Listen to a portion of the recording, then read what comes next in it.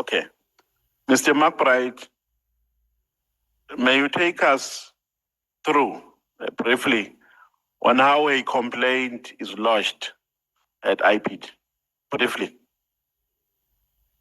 And at what stage do you come in as the director of IPID? Okay, very good. In terms of the legislation, I'm supposed to provide strategic direction on investigation. Strategic what? Direction. Okay. Yeah. At what stage?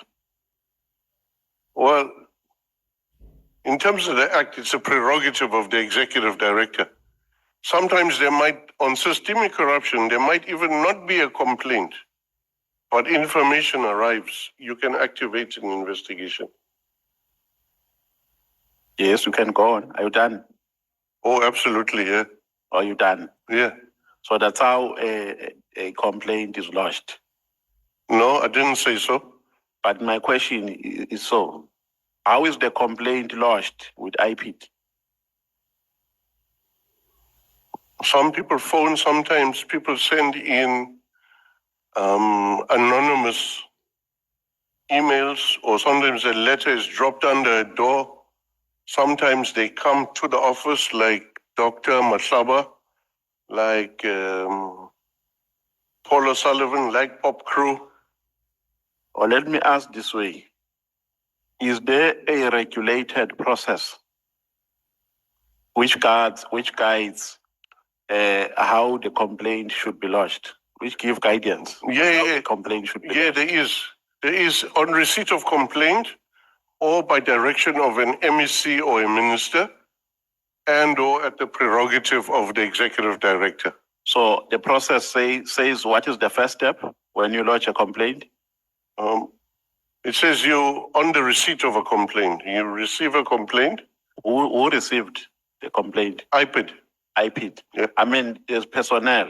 It can't be IPID. IPID is a body, isn't it so? Or it can come in from local level or at a provincial office, or it can come to national straight. But my question is there no employee at IPID responsible for accepting complaints? I think at a later stage, someone had a hotline set up, but there was something dodgy about that hotline procurement issue. I can't remember. I was gone already. No, Mr. McBRIDE, is there no person at IPID responsible for receiving complaints? Well, the responsibility stops with the executive director or the provincial head, depending on the circumstance. So when I lodge a complaint, I must lodge it in the first instance with the executive director. Is that not necessarily? So how does it go? How does it go? Now we are talking to the public. They want to know how a complaint is lodged with IPID. There is a website, and I think there's one of these 0800 numbers also. I don't know what's the setup now, talking to the public. But I do know a complaint made to us, we then allocate it to somebody. So the complaint is lodged on the website. Is that what you are saying? No, I'm not. I don't think so. I think the number is called, and there used to be from memory. No. I'm afraid you are really not being. We are not doing justice to my questions, Mr. McBRIDE. Yeah, my question is very clear. Is there a regulated process which gives guidance on how a complaint is lodged with IPID? Because it's in the act. Yes. Then you must take us through on the steps that are entailed in the act. How does it happen? How do you lodge a complaint with IPID? I explained it, the receipt of complaint, the normal way people communicate. You come in personally, you write a letter, Yes. And then in the first instance, that complaint goes to? Does it go straight to the investigating officer, or there is a person who receives a complaint and assess if this complaint really can be investigated by IPID, and then if it can, then he gives it to another person, and if it can't be investigated by IPID, then they respond to a complainant to say, this does not fall within our jurisdiction. Does it go that way? I'm trying to help you now because I'm panicking. Sorry? I'm panicking. I'm running out of time. That is why I'm trying to help you. So there are certain complaints that are not part of IPID's mandate. Yes. That has to be referred elsewhere. Yes. And So who refers them elsewhere? Sorry? Who is referring those complaints It will elsewhere? be provincial head or it will be executive director if it comes at national office. Yes. And what Because you're office, writing to a head of another. and what office is that in IPID? It's the executive director's office.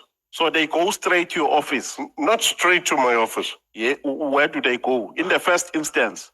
Wherever they go before they reach my office. So if I send a complaint to IPID, I send it to wherever I can send it at IPID. Is that what you are saying? It has to be an IPID office though. Where at IPID? We're explaining to the public now to say, if you have a complaint here in the MK party, we have a person called Shongwe, send it to Shongwe. So let me give you an example. At some stage, the economic freedom fighters had a complaint.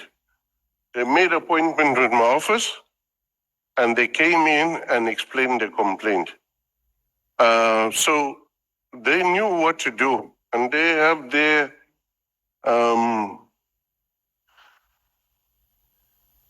their constituency. So it's the duty of all of us to inform our constituencies about how to lay complaints that are under IPID's mandate. And then as the director now of IPID, at what stage do you get involved? When it's referred to my office. When it's referred to your The in tray. Okay, that is the only time you can get involved. I don't involve myself in stuff that's not mine. Okay.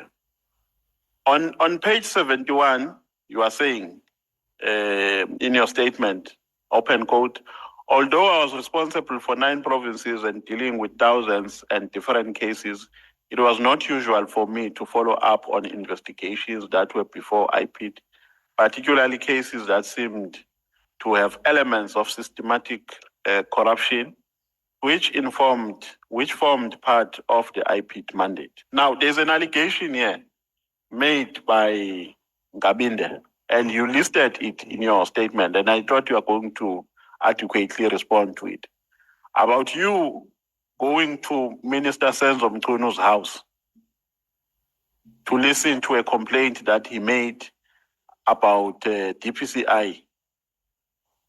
Did you go to Minister Mchunu's house? Indeed. Well, he wasn't a minister then, but yes, I went to his house. Yeah, he wasn't, but he's a minister now. Yeah. Now, is it ordinary for you to go to a complainant's homestead? There's such an important case, that one. No, that is so important. Let me explain. Let me answer. Then you'll get full context. So the last time I had seen... Wait, our witness. Wait. That honorable member is allocated time. When he asks you a question, respond to the question. If he wants further details from you, it will be at his behest. Respond to the question that he asked you.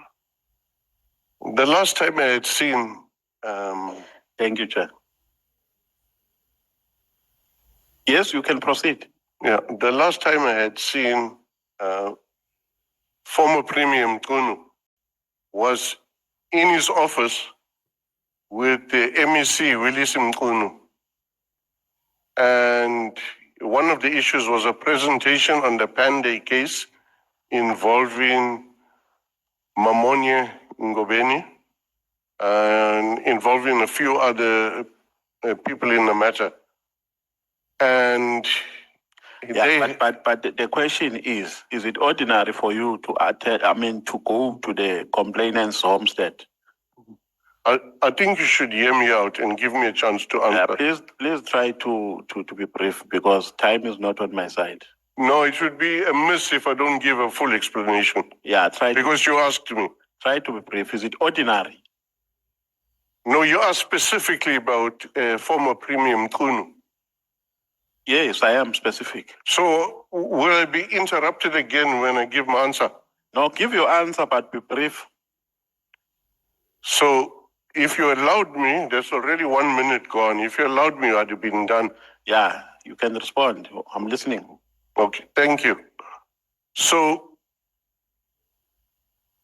the issue was during the meeting with him, I did a presentation for him. I also raised the issue of the renewal of the contract for the provincial commissioner, even though there was a pending investigation. We, of course, now know the commission is on trial.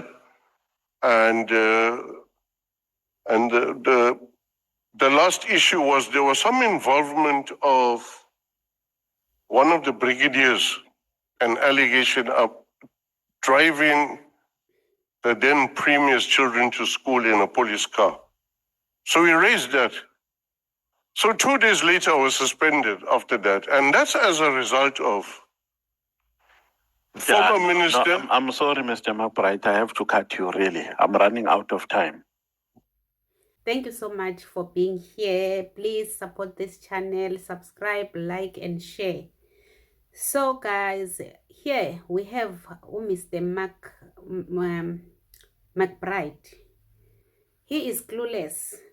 He does not have any information about the procedure that has to be followed in his own office. He doesn't know, as a head of EIP, as a former head of EIP, he does not know which process a complainant must follow to be able to get to where he or she will get help at that office, at IPIT office.